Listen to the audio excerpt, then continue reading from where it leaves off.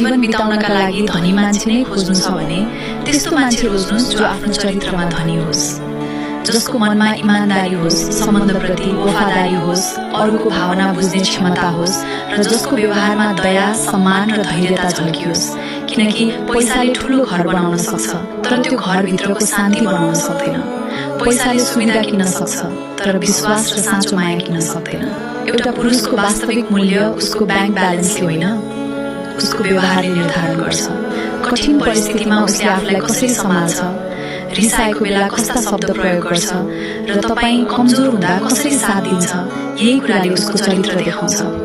याद राख्नुहोस्, चरित्र भएको साधारण मानिसले पनि सुन्दर भविष्य बनाउन सक्छ, तर चरित्र नभएको धनी मानिसले सबै सुविधा दिएर पनि जीवनको शान्ति खोज्न सक्छ। त्यसैले महँगो जीवनशैली देखेर प्रभावित नहुनुहोस्, किनकि चम्किने सबै कुरा मूल्यवान हुँदैनन्। आजको स्वार्थी संसारमा सबैभन्दा दुर्लभ सम्पत्ति पैसा होइन, राम्रो चरित्र, सफा मन र साँचो प्रेम गर्न सक्ने हृदय भएको मान्छे हो।